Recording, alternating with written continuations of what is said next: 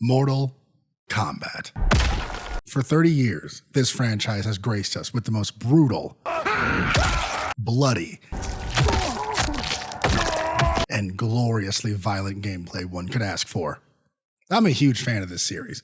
The first game I ever got to really sink my teeth into was MK9, and I have been keeping up with it ever since. I can't help it. This game's got everything. Ninjas with cool-looking masks, fun gameplay, rich and intricate lore, and a story that only gets better with each installment. Oh, have I mentioned the violence? I've been eagerly waiting for this game, and finally we get to see this new timeline. What's different? What stayed the same? Who are the heroes? Who are the villains in Liu Kang's new era? Hello, ladies and gentlemen. I'm Fasa the Silver Chimera, and this is Mortal Kombat 1. Let's do this.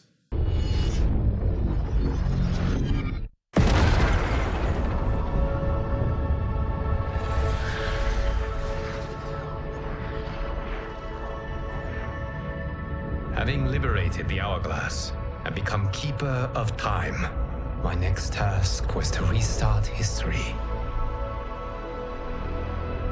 Not beholden to past events, I was free to craft a new era. It was with humility and restraint that I approached this blank canvas. After careful preparation, I began work, painting over the darkness. After eons passed, I sketched out the realms. After eons more, I brushed them in with life. In my new era, all beings will have the opportunity to find peace. Whether or not they do will be their responsibility. For my power only permits me to begin this endeavor. It is the duty of mortals to finish it.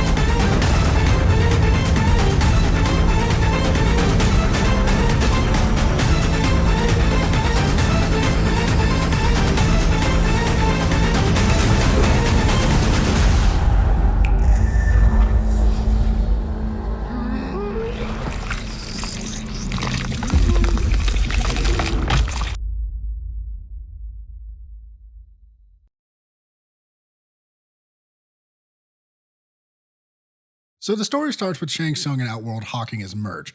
He is literally a snake selling snake oil, and I love it. And I am sure you're asking yourselves, can I afford it? But the true question you must ask is, can I afford to be without it? The sorcerer is out here hustling, but before he can secure the bag, an unsatisfied customer shows up. You lie, Shang Tsung. I'm sorry. You are? Someone fool enough to have believed you. Doesn't matter what realm you're in, customer service sucks.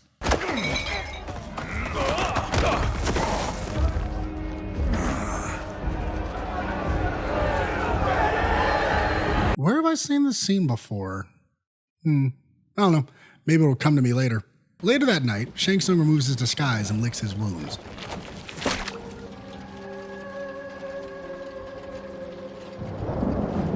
It is an excellent ruse. lose your disguise. Chronica appears and starts gassing him up. You are uniquely resilient, and you were meant for more.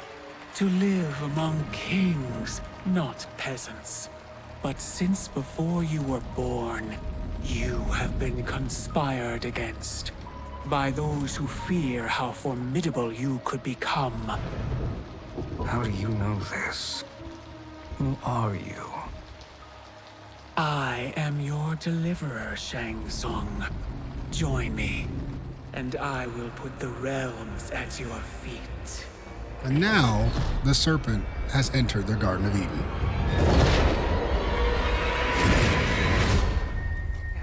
Elsewhere, Raiden and Kung Lao are outside working the field, harvesting. Kung Lao whines about how he wants to get away from the village and live a life full of glory before he ends up like that guy. Yeah, that's a fair point. Raiden and Kung Lao race to fill their wagons first, and the loser has to pay for dinner.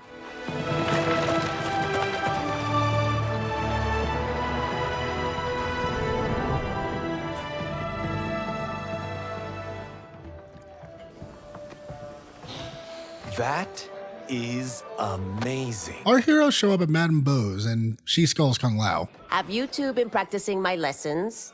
As we can. The harvest leaves us little time for martial arts. Since your first words, Kung Lao, you've mouthed nothing but excuses. If you fail to prepare... Your preparations will fail you. The boys argue over paying, and instead of being normal functioning adults, they fight over it, because this is a fighting game and it's about time for someone to have a concussion. Raiden gets his ass whooped. You haven't beaten me yet. The day's coming, Kung Lao. Keep telling yourself that. And Kung Lao is an asshole about it. While paying for dinner, Big Smoke and the NWA show up. By the way, that's ninjas with attitude. Dr. Dre and Eazy-E start flipping tables in the background, acting hella belligerent. Madame Bo hits Smoke in the mouth, and Smoke gets his lick back. And Kung Lao and Raiden step in. Madame Bo! Admittedly a little late there, fellas. Kung Lao and Raiden fight Smoke.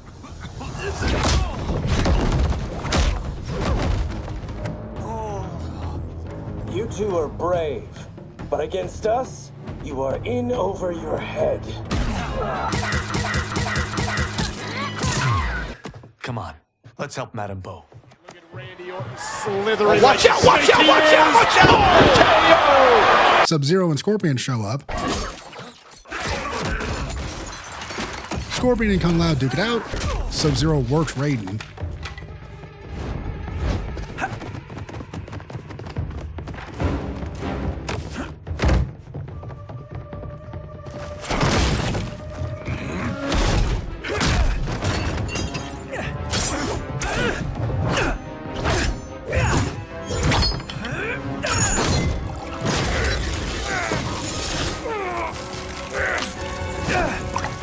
Okay, that was pretty funny. Kung Lao throws his hat,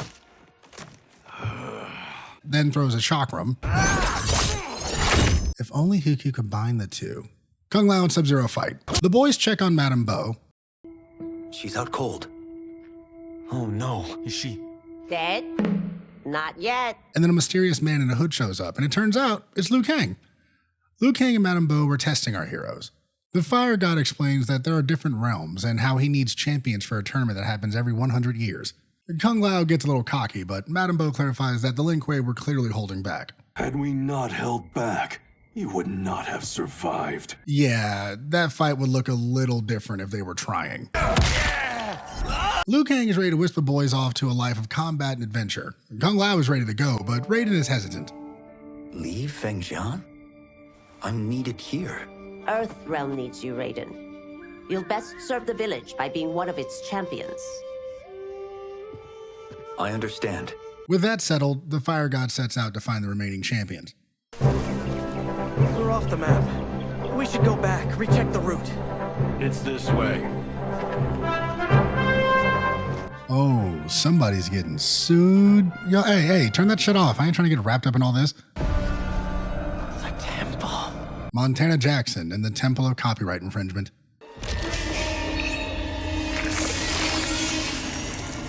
Or maybe it's more like The Mummy. The old one with Brendan Fraser, you know, the good one. Johnny and Discount Melina enter the temple and venture deeper. They find the important guy with the MacGuffin shield, and apparently the floor is booby-trapped.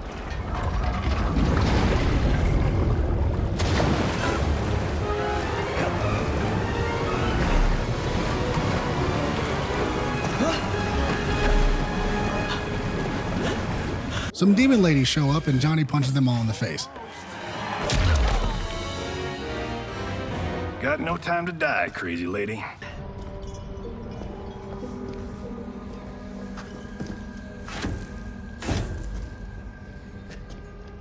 This'll be worth millions. It belongs in a museum. The references are amazing, but they're slowly killing me. Johnny ends up taking the shield and waking up the dead guy.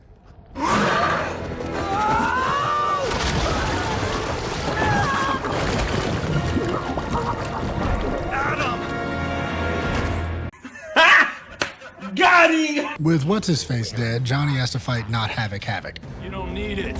You're dead. Speaking of which, you just killed my best friend. I'm not yet defeated. Yes, you are.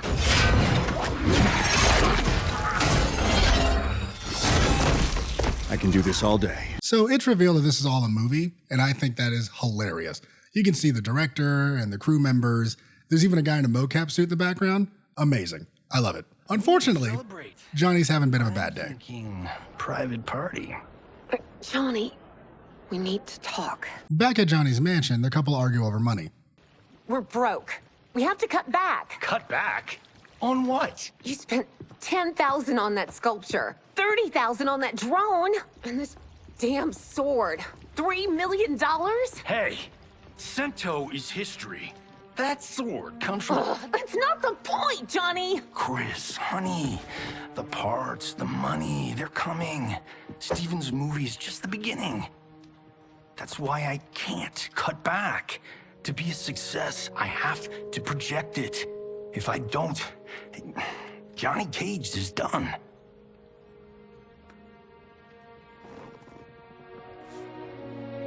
I didn't marry Johnny Cage. I married John Carlton. His name is John Carlton? What? So Johnny's wife leaves and then Kenshi shows up. Kenshi wants Sento by right of birth and Johnny tells him no by right of capitalism. Sento's mine. And I won't give it up without a fight. After the fight, Johnny ties Kenshi to a chair and proves he's a giant nerd about Japanese history. 400 years ago, the Taira clan were one of Japan's first families. They lost Sento after getting slaughtered at the siege of Aomori. The doorbell rings, and apparently it's two ninjas and a fire god. What in the actual fuck? Good evening, Johnny Cage. When your friend's in trouble, but you ask if they can play anyway. When your cosplay friends come to pick you up for the convention. When you find out what your wife meant when she wanted to train for her birthday. Good evening. Liu Kang is here to speak with him and Kenshi. And your guest. What? How do you know about him? Because I am the god of fire. Johnny thinks his wife set this up as some kind of prank. Sure. Come right in. When Liu Kang gets inside, he offers both of them a chance to rise to the occasion. I am here to offer you both a path forward. The fire god tells Sub-Zero to untie Kenshi, but ends up slapping the taste out of Johnny's mouth.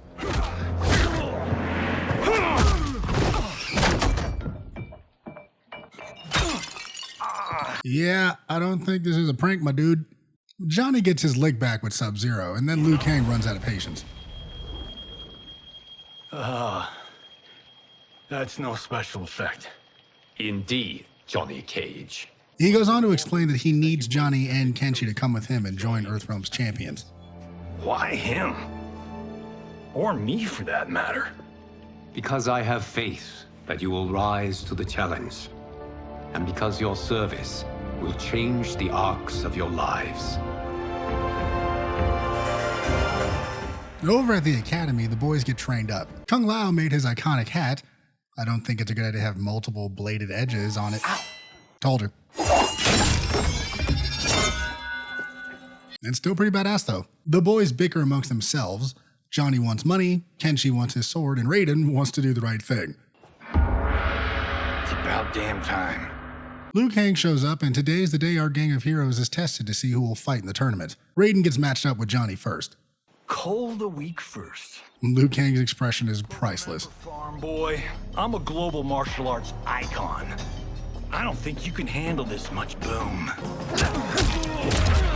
Next up to bat is Kenshi, and is it fair that he gets to use a sword? Whatever experience I lack, I make up for in heart. It's nerve, not heart, that wins fights. I should know. I've been in hundreds of them.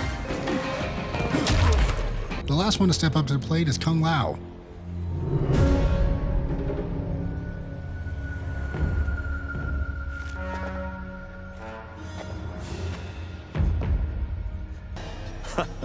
Concede, Raiden. You have never beaten me. That won't change today.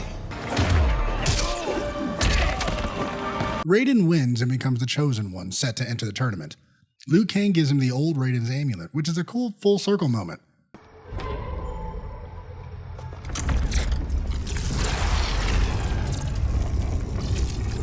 Forged by the Elder Gods, it gives the wearer power over lightning and thunder.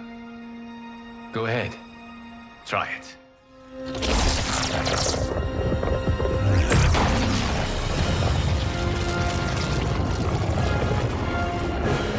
Holy Ark of the Covenant. Johnny is a delight in this game. 7 days later, the defenders of Earthrealm head out. Outworld can be both alien and intoxicating to Earthrealmers. Do not become drawn in.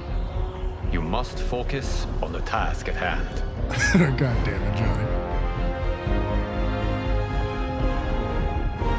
The gang shows up to Outworld and they're greeted by Melina and Kitana. Welcome. Thank you, Princess Melina. You remember my sister? Of course, Princess Kitana. And I'm gonna be honest, Melina's looking like a whole snack right now. On the way to the place where all the punching is gonna happen, Raiden admires the scenery and Liu Kang and Melina talk. I see that Her Majesty once again spares no expense on the festival.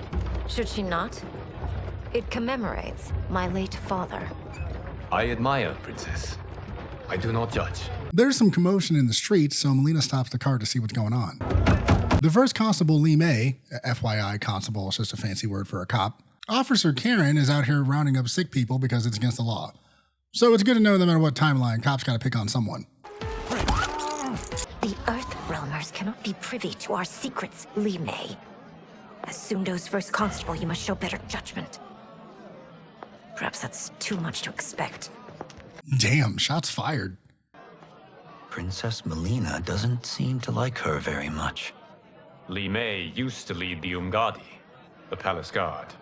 It was on her watch that the princess's father was murdered. Over at the place where all the violence is going to happen, Raiden is nervous, but Liu Kang encourages him. As if on cue, General Shao walks in and starts talking shit. Is it me, or is Earthrealm's champion scrawnier than usual? Liu Kang reminds Shao of the scoreboard, and Sindel shows up, and it's time to start the festivities. Welcome, members of the Royal House. Welcome, our esteemed Earthrealm guests. We gather once again to honor my late husband's legacy, to continue the tournament that he founded with Lord Liu Kang, in hopes that it would foster peace among realms. May Jared's soul watch over us with pride from its resting place in the living forest. Sindel asks if Raiden is nervous, and of course he is. Like 40 minutes ago, he was a farmer. It has begun. As tradition requires, Outworld's initial competitor will be Sundo's first constable, Li Mei. May she defend our realm's glory, as well as she preserves our capital's order. Your Majesty, I will honor both the Royal House and all of Outworld with my combat. If so, you will vastly exceed my expectations. Remember, were it not for Jared's tradition, you would not be here. Damn, can y'all do this in private? It's kind of awkward. I will prevail, Earthrealmer. Thank you for the match, First Constable.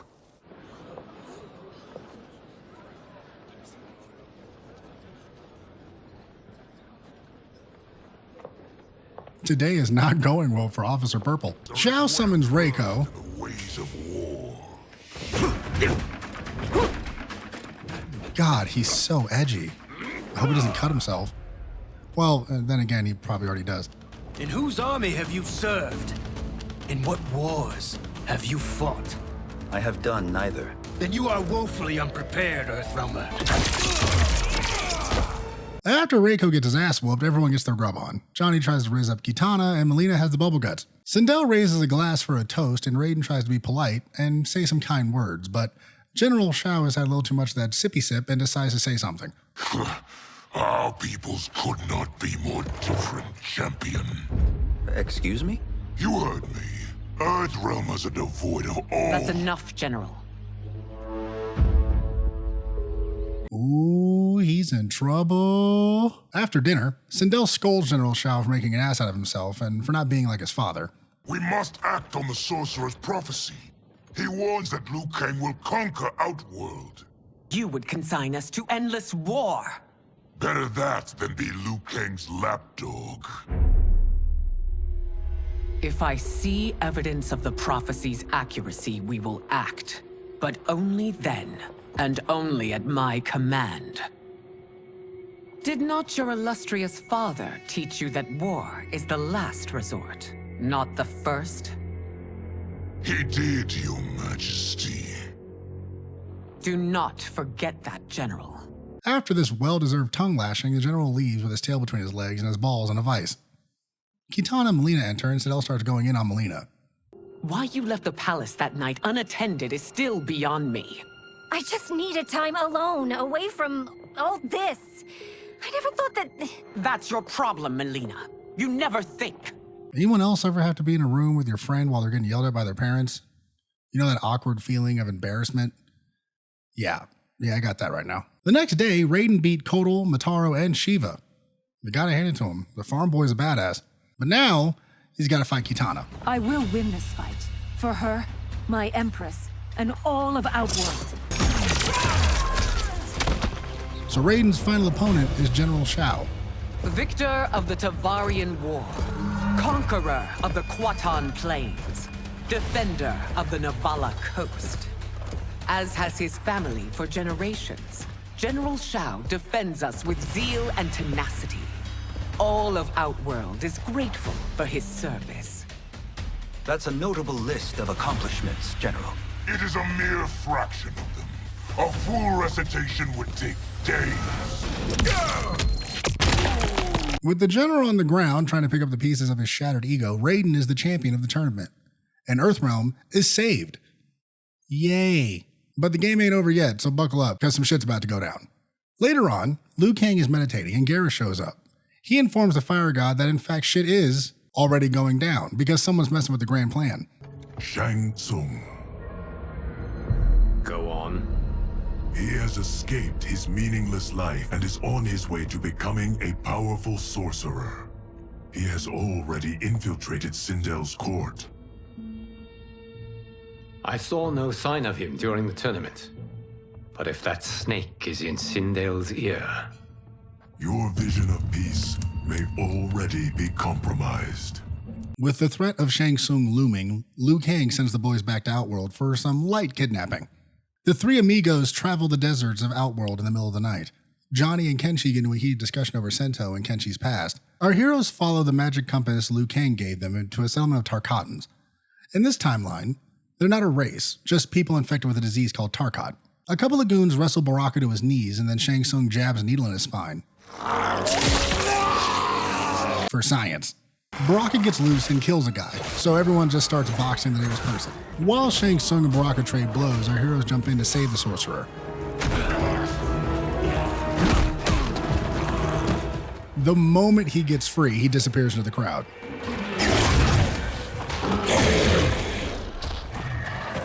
So now Kenshi and Baraka gotta fight. After the fight, Baraka explains that he was once a rich merchant until he was infected, and now, once a month, Shang Tsung shows up and harvests his bone marrow. Kenshi promises to find Shang Tsung, but the compass is broken, so Baraka offers to lead them to Shang Tsung's secret laboratory. Once inside, our heroes find Melina strapped to a chair, and not in a fun way.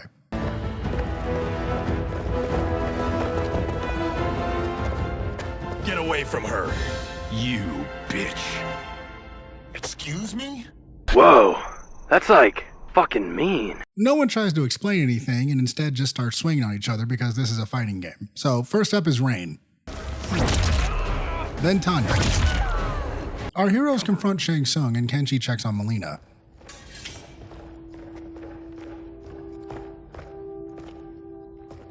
Princess, are you all right?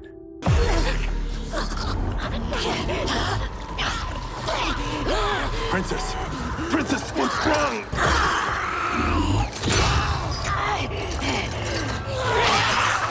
Is it weird if I think she's hotter now? With Melina going psycho, Kenshi and the boys have to hold her off long enough for Shang Tsung to make some more magic anti-Tarkat juice. Is that a thing?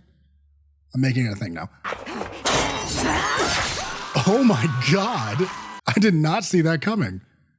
And neither did Kenshi. Was that too soon? Kitana and the gang show up and Shang Tsung lies on our heroes. Goro knocks out Johnny and hauls the rest of our heroes to jail. So not cool. Free my man Kenshi.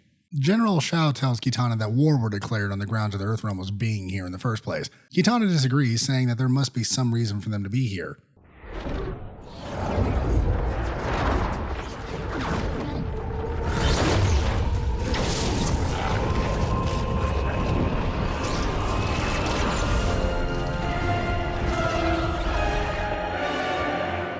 Why is Quan Chi out here looking like Keegan from Key and Peele? Luther, the meathead, and Shang Tsung conspire against Sindel. In Shang Tsung's real laboratory, our heroes are in lockup. Reptile shows up and gives Kenshi some medicine to numb the pain. And, okay, so Reptile, hear me out. He's kind of hot. He's got that My Chemical Romance, 3 Days Grace, sad emo thing going on. Because tonight will be the night that I will fall for you over again. You know, overall, I give him a solid 8 out of... Oh my goodness! Baraka scolds Reptile for working with Shang Tsung. Reptile explains that he has no choice. If he doesn't do as he's told, Shang Tsung will kill his wife and child. The sorcerer appears and tells Reptile to prepare them for his evil experiments so he can do his evil research for his evil science. So Reptile lets all the sick people out of their cages just so they can fight the good guys and throw them into different cages. Kung Lao puts his hat to good use and Baraka stabs some people.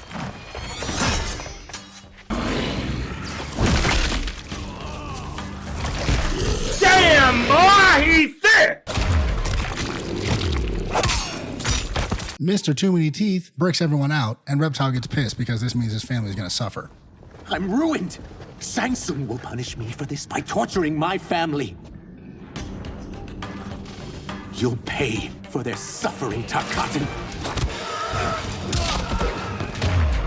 Shang Tsung shows back up to check on how things are going. Not well. Our heroes prepare for a fight, but Shang Tsung says fuck that and fills the room full of poison gas. Before he leaves, he mocks Reptile. Cheer up, Syzoth. I'm reuniting you with your family. They're dead? You killed them? Many moons ago. Because I'm evil, and I wanted a new pair of shoes. Ooh, maybe a belt too. Everyone starts choking on the stickiest of the icky that Shang Tsung can offer. Break it down, will you? Kidding me? This is hand-carved mahogany. Our heroes make a quick getaway to the living forest, which I hear is just breathtaking this time of year. On this lovely walk through the woods, the boys chit-chat and Reptile gets into his backstory a little bit.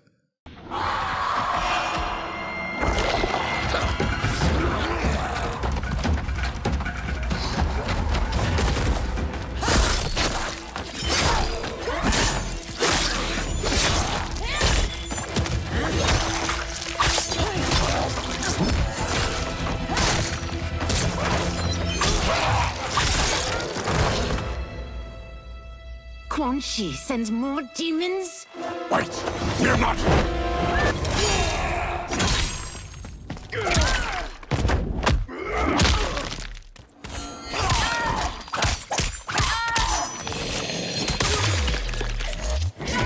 Now with the violence out of the way, this is Ashra. She's a demon that's trying not to be a demon by killing demons. I hope that made sense. She's on a quest to find Quan Chi and stab him with her glowing sword of justice. Ashra joins our band of heroes and... Is it weird if he's hotter now? Quan Chi and the Goons of Darkness gather around the Soul Stealer, a device for stealing souls. And not in the fun way. Quan Chi prepares to suck all the souls in the area at the same time. Our heroes arrive and decide to jump in and put a stop to all this.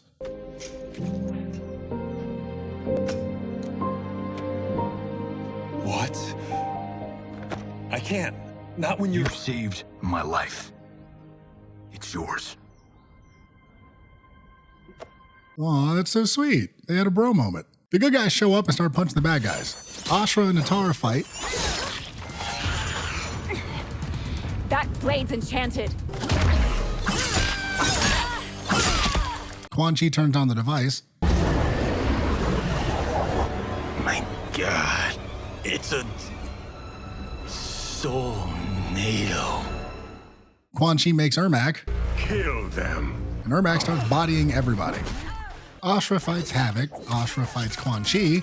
Ermac beats them up again. Kenshi tries to help.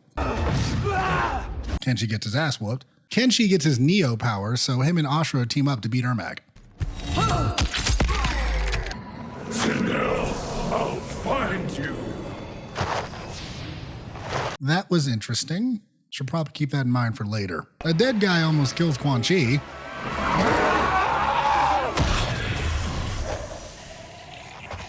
Oh. 20 minutes after you say these edibles ain't shit, when you finish but she keeps going, when you lose your N-word pass, Ashra wants to kill Quan Chi, but Kenshi stops her so Liu Kang can question him. The gang sets out to return to Earthrealm, and Johnny offers Reptile and Ashra a new home. Back on Earthrealm, Shang Tsung talks about his evil plan with Kronika. We pop back over to Outworld where Reptile is doing his best Assassin's Creed speedrun. There's a festival going on, and General Shao is on the lookout for our heroes. Melina has a taste for chocolate, and Kitana says to be careful because that shit's forbidden. Who told you? No one. I have eyes. Our heroes play a little dress up, and Ashra gets her classic hat, and it looks good on her. Reptile shows up and says he'll make a diversion. They're out for you too, Syzoth. To catch me, they must see me. Damn. You didn't tell me you could go full Predator. The gang heads for the way out as Reptile starts breaking shit. Reiko and Li Mei chase Reptile down, and Kenshi sees Reptile's in trouble and goes to help him. Reptile warns Li Mei. You're Zaterran. How can you— There is much you don't know. Like what the General is truly up to. Surrender and I'll hear you out. And then knocks her ass out. Kitana shows up and gets her ass knocked out. Oh shit, is that Chameleon? Why is no one talking about that? That's Chameleon. Also, Tanya gets knocked out. Quan Chi starts to wake up and the boys beat his ass, but General Shao appears and Quan Chi gets away. So Reptile and Shao fight. The gang gets back to Earthrealm, and Johnny introduces Reptile and Ashra, and he informs Liu Kang about Quan Chi and Shang Tsung. A new deadly alliance?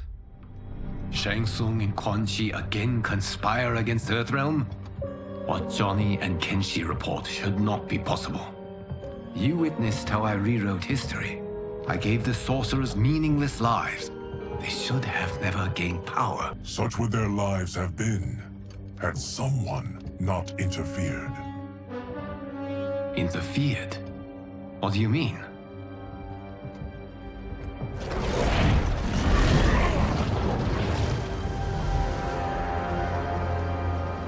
Both sorcerers were visited by this person. It is her intervention that bent the arcs of their lives. Who is she? Unknown. Her identity has been obscured from the hourglass. Who could have that power? Is it Kronika? Somehow resurrected? Impossible. Titans, once destroyed, cannot be revived. While Garrus and Liu Kang talk, the ninjas wait outside. We can't abandon tradition. Mind your place, Tomas. Father may have taken you in, made you one of us, but your blood will never be Lin Kuei. Fucking mean. Lord Liu Kang can see you now. Liu Kang sends the ninjas on a mission to stop Shang Tsung before he can begin. And I love how Smoke is just levitating behind them awkwardly. I don't know why, it just looks funny to me. Once the ninjas climb the wall, Jennifer's body shows up and attacks Smoke. So naturally, Sub-Zero and Natara have to fight. Ermac shows up again.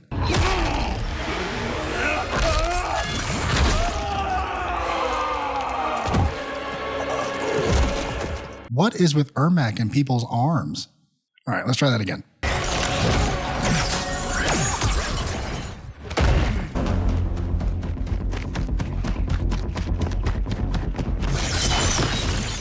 Why is he so extra? The Lin Kuei boys see a bunch of soul stealers and follow Quan Chi. Quietly, they trail him until they catch up, and then they hide, like ninjas.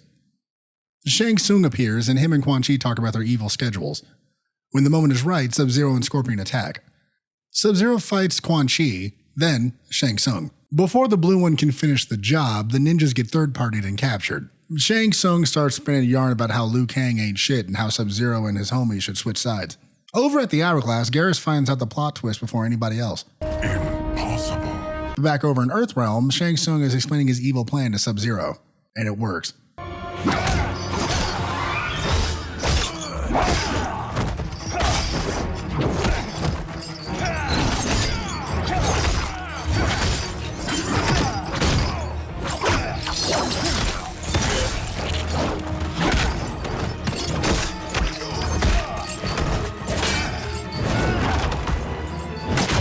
Dude, Scorpion is so badass. After all that badassery happens, Scorpion fights Shao. Shang Tsung uses some undead soldiers to try and stop Scorpion.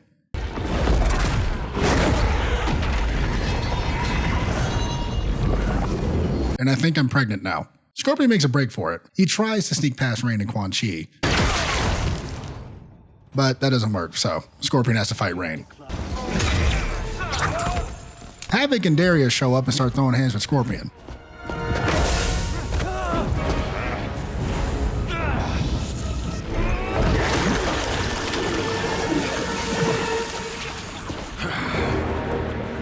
Brutal. Speaking of brutal,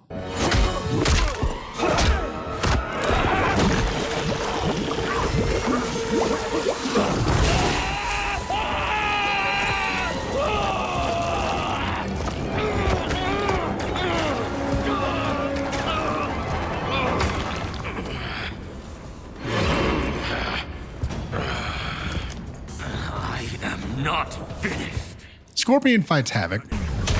Then Scorpion makes a break for it again and meets up with Smoke. Share blood, but we are brothers. Why does Sub-Zero look like a jealous ex-wife? Do your oaths mean nothing? The brothers end up coming to blows, and Kuai Liang gets his classic eye scar. And I love how many origin moments we get for classic design details in this game. It's really cool.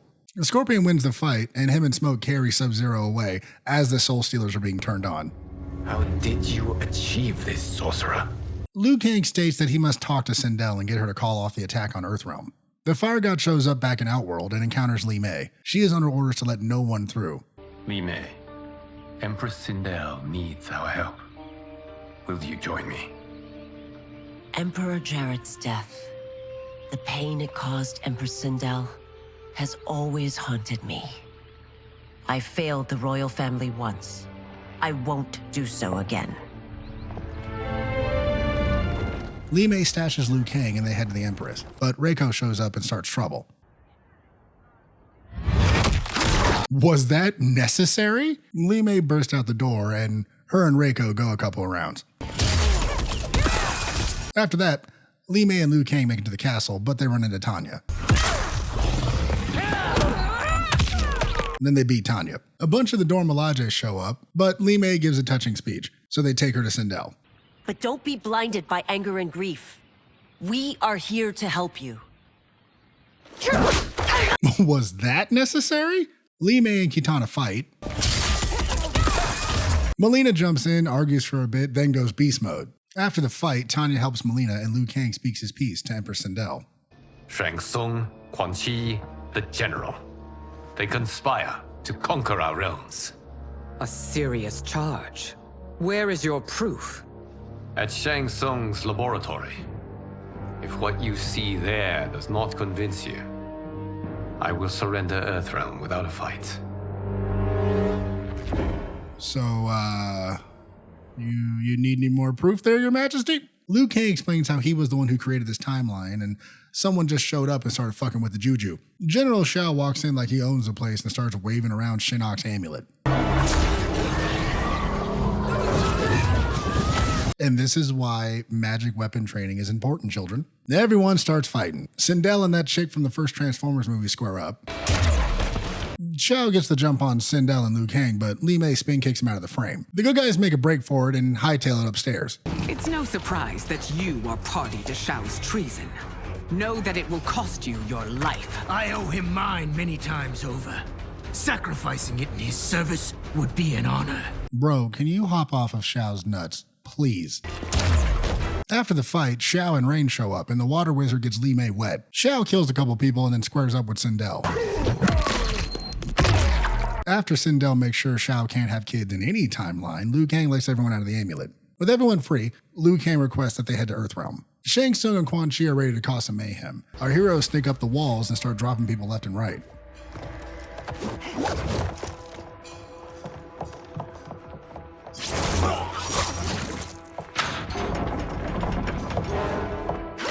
Damn, Melina. They make their way to all the Soul Stealers and split up. Melina and Tanya prepare to shut one down, but Ermac pops up and seriously wounds Tanya. We are Ermac.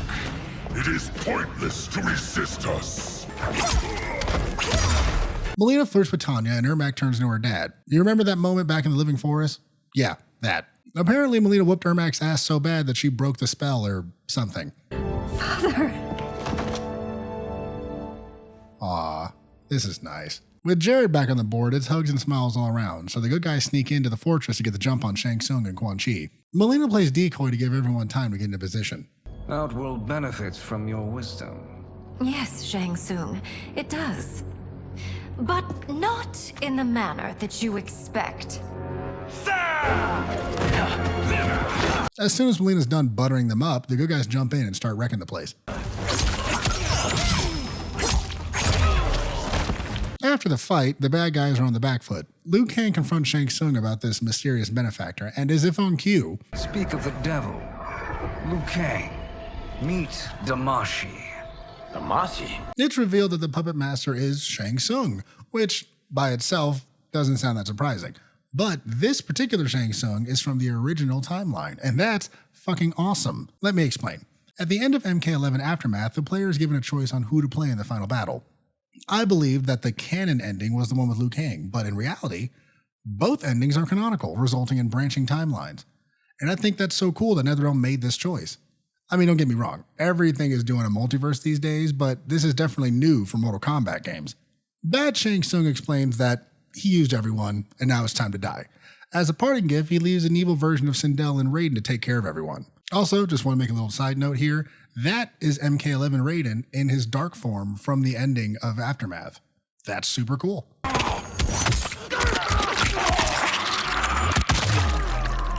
With Raiden tucked in for the night, everyone surrounds evil Sindel, and when I first saw this, I got a little nervous because I thought this was going to be a repeat of MK9 when Sindel absolutely slaughters everyone.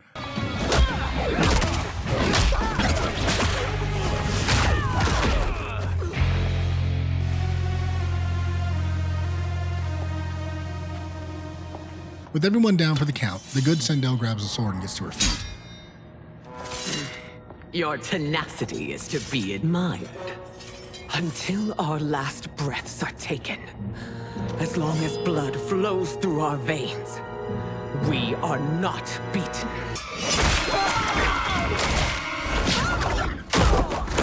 Oh, it's so sad to see a child lose her mother. If my mother dies, she won't be the only Sindel to perish! Melina goes to her mother, and in her dying breath, Sindel names Melina ruler of Outworld. The good guys skedaddle outside and try to come up with a plan. The good Shang Tsung, well, the good-ish Shang Tsung, brings up the possibility of there being multiple timelines. If so, maybe they can make their own army. Garrus brings up that this is possible, but Liu Kang would need to reclaim his power as a Titan and Keeper of Time. So the bad Shang Tsung gets to work on his evil plot while Garrus and Liu Kang go to retrieve the MacGuffin statue. The good guys survey the area and come up with a plan. We must divide our forces. You, Shang Tsung, Quan Chi, will use your magic to attack the portals. As you do, Kenshi and Jared will grind down the dragon army. The rest of us will attack our dark doubles. If they're defeated, it will hopefully throw the dragon warriors into disarray. So Raiden, Good Quan, and Good Shang attack one of the portals but get stopped by Ermac and evil Kenshi. The gang takes down one of the portals and move on to the next one, but before they can do anything about it, Quan and Shang get jumped by Evil Smoke and Rain, which sounds like a badass metal band. The boys take down a second portal and move on to the third. When they arrive, an evil Shao Kahn appears. Well, a more evil Shao Kahn. This is getting kind of confusing. The one with the red hood. The red hood one jumps in and gets his ass whooped by our boys. While they're jumping Red Hood, they realize that he's connected to all of the portals. Before they can finish the job, an evil Scorpion shows up with Sub-Zero. I can't tell which version of Sub-Zero that is, but it's Sub-Zero.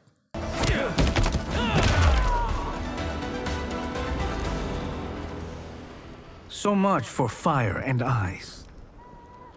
While Shang is gloating, Raiden is fighting for his fucking life against the Red Hood. And I just realized I could say that exact same sentence if I was playing Injustice 2. Anyway, Shang and Horny square up.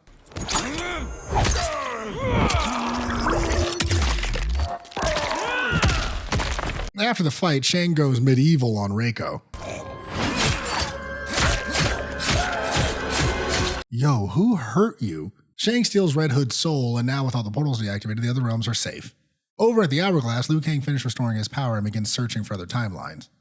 The first to appear is Kitana. His Kitana.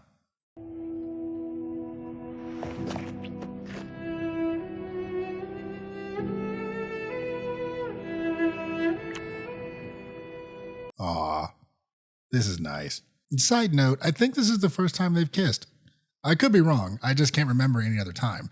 Tell me in the comments below if they did or not. So Liu Kang gathers some familiar faces like Kung Lao and the OG Raiden, which is pretty cool. Bad Shang arrives with a bunch of baddies to destroy Liu Kang's hourglass so this timeline ceases to exist. And also because he's a dick. Everyone starts getting violent because why the hell not? So Liu Kang bangs Knuckles with a whole slew of evil multiverse variants of characters like Baraka, Li Mei, another Liu Kang, and an evil Katana. While all of this is happening, Bad Shang is just trying to destroy the hourglass, and no one tackles him, stabs him, throws a hat at him. Defeated, Shang Tsung and his goons retreat. Everyone realizes that he's just going to go call for backup from the multiverse, so the good guys go get a head start.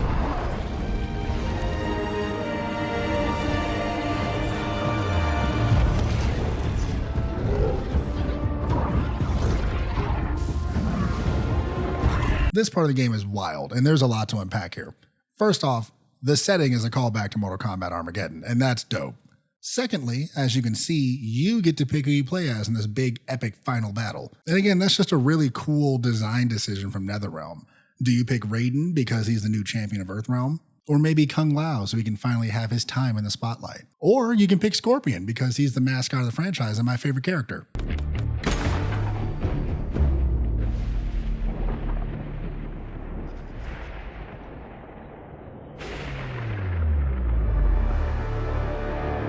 Here at the precipice of Armageddon, Shang Tsung summons his own forces to fight against Liu Kang.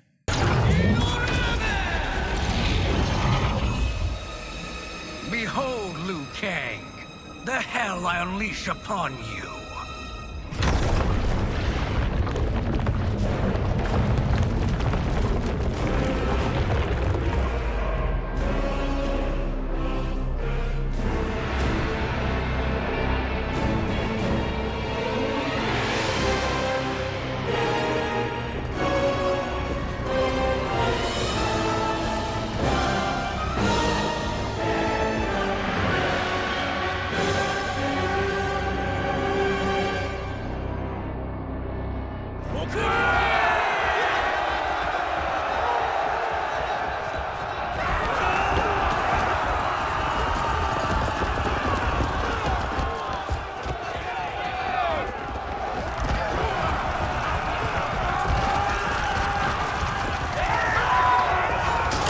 From here on out, you fight a gauntlet against crazy mashup characters across the Mortal Kombat multiverse.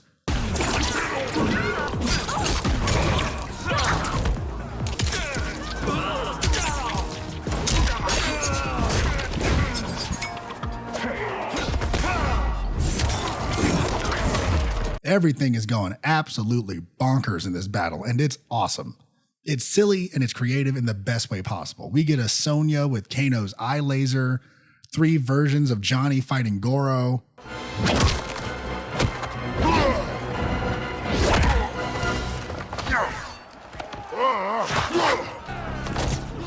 then dying. The Mortal Kombat kids from MKX show up.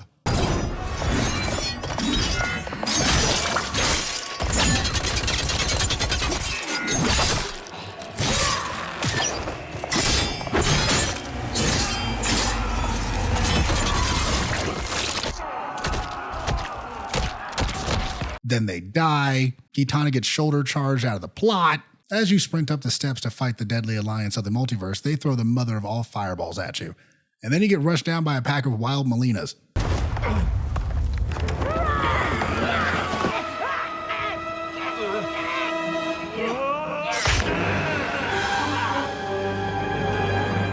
And they really have a thing for eye gouging, don't they?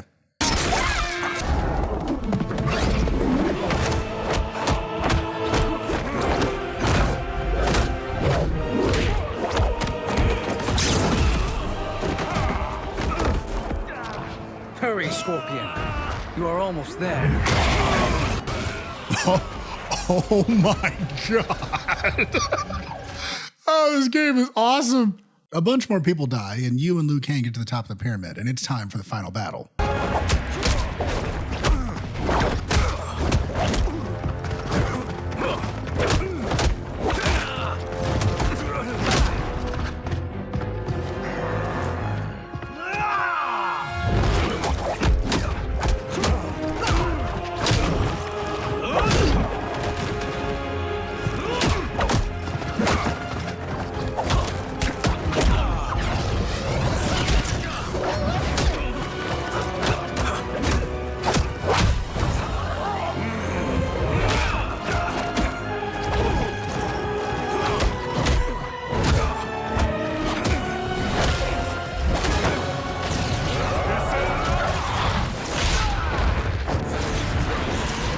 With Liu Kang out of the fight, it's up to you to finish this. Yes.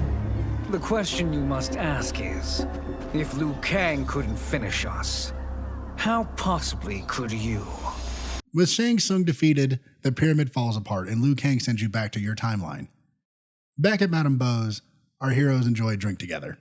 The Shaolin live modestly. Easy, Kombat. They're teasing. Don't worry, Fong. I've got this covered. Besides, my business manager tells me I can write this whole thing off. The realms are in safe hands. And that's Mortal Kombat 1. I love this game. I've been playing it non-stop ever since it came out. In my humble opinion, Netherealm knocked it out of the park again. It's not perfect. Obviously nothing is. If I had to say something negative, it would be that the customization is a bit lacking compared to the other NRS games, and the invasion mode is interesting, but it's not my favorite thing to play. And I'm also still a little conflicted about the third act. The callback to Armageddon is cool and crazy and all that, and all the crazy versions of characters is fun, but it does just kind of pop up out of nowhere. Maybe I'm just fatigued with all the multiverse stuff going on in pop culture nowadays, but that's not the game's fault, right? Like I said, I'm conflicted. I guess I'm just curious to see where all of this goes.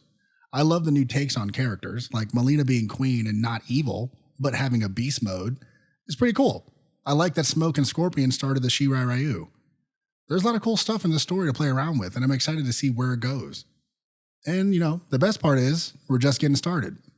So I'm I gotta go practice my combos and work on more videos. I'm Fasa the Silver Chimera, and I hope you enjoyed the video. If you did, make sure to leave a like. And if you want to be notified anytime there's a new video, make sure to ring my bell. I'll be down in the comment section below as always for you lovely people to talk to me. Tell me your favorite part of the story or who your favorite character is. And if you don't know what to comment, how about fatality? That seems right. I also want to just do a quick little shout out here at the end. This part isn't scripted, which is why it's going to sound weird, but I just want to say thank you to everyone that watched the Five Nights at Freddy's video. That video got a lot of views in a very short amount of time, and it was crazy. So many people commented, and I talked to some people. It was so much fun. I appreciate it so much. It was awesome. I cannot thank you guys enough. So, yeah. Once again, I'm Fasa the Silver Chimera, and I will see all you beautiful people next time.